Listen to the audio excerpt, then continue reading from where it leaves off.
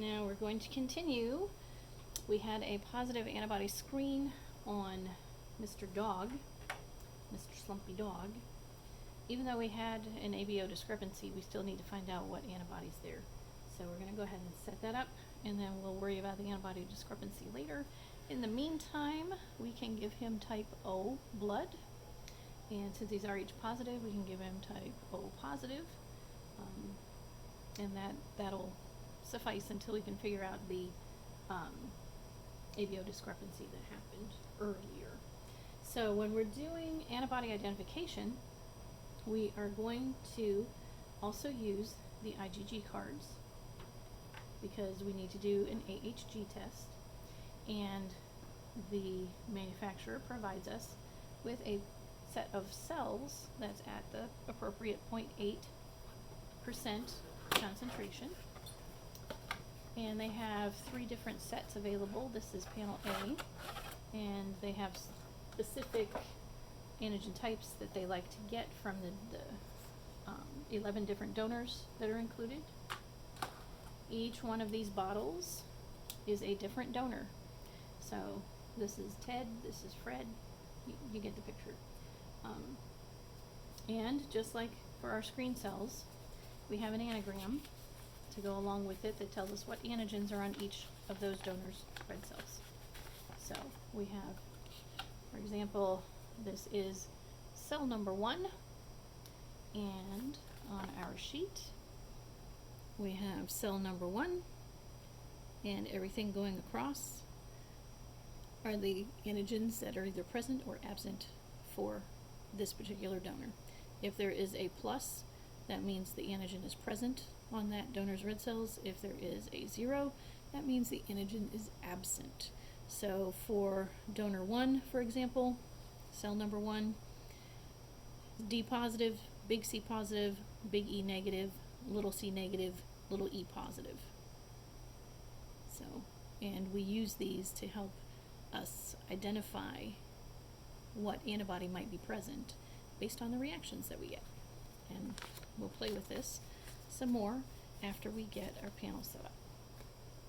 So you have 12 different cells corresponding to the 12 different or 11 different rows on here, and there are 12 spots here, so we will use our 12th spot to do an auto control to make sure we don't have any auto agglutination happening. If we do have a positive auto control, then we need to go down a different route. So for our auto control, we kept our cells. This is a 4% that we made up for the front type. We kept that, and to convert this from a 4% to a 0.8%, we just need to add some more diluent. So for the 4%, we had half an ml of diluent and 25 microliters of packed cells. For 0.8%, we need 1 ml of diluent and 12 and a half. So we've got 25 here. So if we add another ml of diluent, we'll add 1.5 ml, I believe, because we need 1 ml with 10 microliters. We actually have the equivalent of 2 of this as far as red cells, because remember, we can put in 12 and a half also, because that's what our pipette is. It's close enough to 10. So if we take this up to a total volume of 2 mils, that will give us a 0.8. So we've got half in there right now. Remember to squirt out 1 squirt so that you get a good, don't touch the tube, but put 1, 2, 3. Whoa, whew. That was slippery. And it's a good thing that that didn't spill. So now we have our 0.8 that we can use for our auto control. And we still have the plasma from Mr. Dog that we're going to use for the antibody as well. So now we need to label our gel card, and we're going to label it all the way across for Mr. Dog, and his number is 111 317.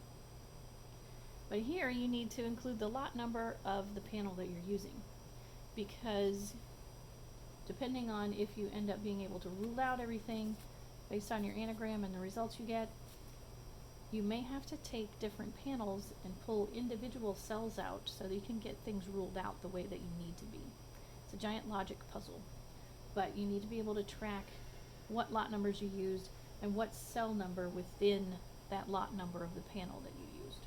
So in this case, the lot number is on the bottle. It is VRA 340. So we have that on our cards so that we keep track.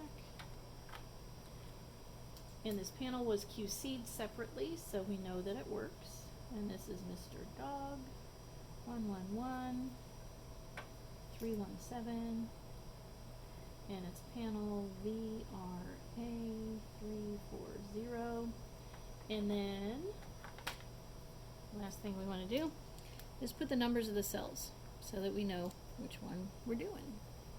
So we're going to put, and you don't need Roman numerals this time. You can just put regular old Arabic numerals. So 1, 2, 3, 4, 5, 6, just like that.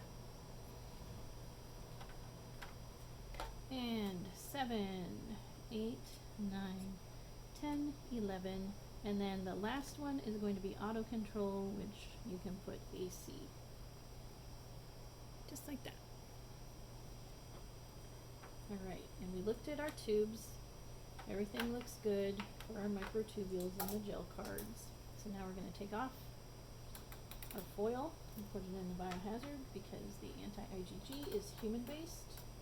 So these have to go in the biohazard, and then you can not make that mistake.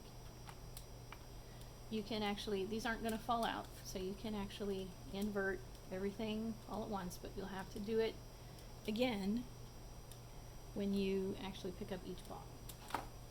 Alright, so just like we were doing the type and screen, we need to put 50 microliters of cells in here. So we're going to put our volume to 50. We need a new tip for each bottle. And make sure it's resuspended. A lot of places will put the numbers on the caps, but you really should not be opening more than one bottle at a time. So I feel that is not necessary. But you want to make sure it's mixed. Squirt some back. This is number 1. It goes in tube number 1. 50 microliters. Cap it up. Go on to the next one. And you put your cells in first when you're doing gel. And you remember why, I am sure that you do.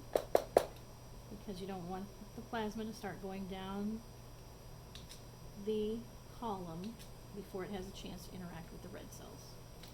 So you put the cells in first, and then the plasma on top, and they can interact. And then when you spit them down, they'll both go through the gel column. This is number 3. And again, don't touch your tip to the cards.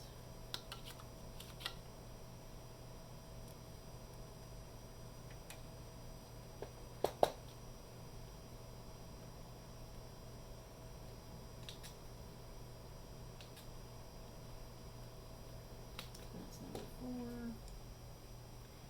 And what's nice when you actually go work in the blood banks, most of them have automation, unless they're really super small. And then you'll have to do them this way, or use manual solid phase, or tube testing. Here at Akron Children's, we do tube testing. And you always need to read your label and make sure you've got the right number matching up, because when I said that people will take certain ones out and use them for doing rule outs, they may not put them back in the right place. So always read and double check, and always scan and make sure everything is the same lot number for the panel that you're using. Because again, they could have put it back in the wrong spot. That's number 6.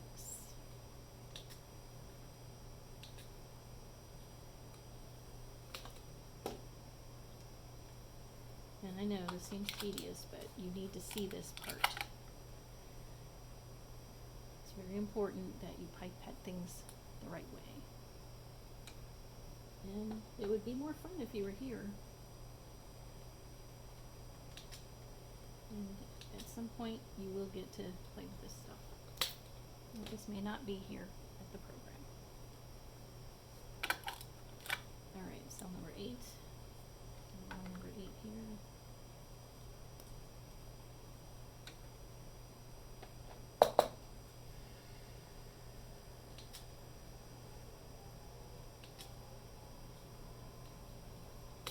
Again, don't touch the microtubes because the AHG that's in there, that IgG reagent, will inactivate these cells. Or it could cause them to hemolyze, which I've seen as well. I've seen an entire panel hemolyze because somehow it got contaminated. And then that's $600 down the drain. These are not inexpensive reagents. So that's number 10.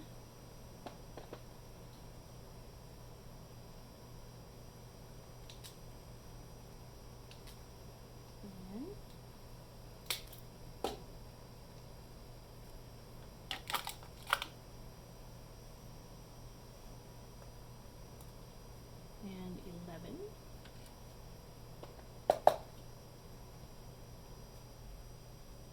I love this pipette. It's so smooth.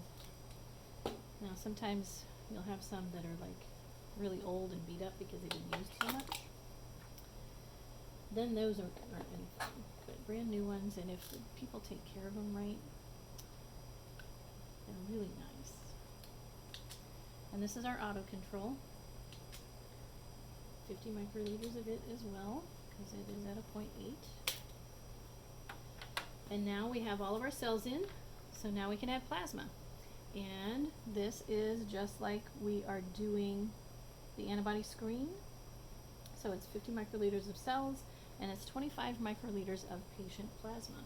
So we're going to change this to 25, get a new tip, and we'll take Mr. Dog's plasma, and make sure we've got Dog's things here. And we'll put 25 microliters into each of these wells. And I hope you can see.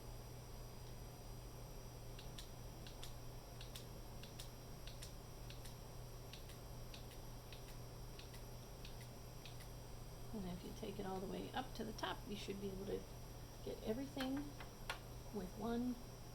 Oh, now it's stuck. Oh, sorry. With one.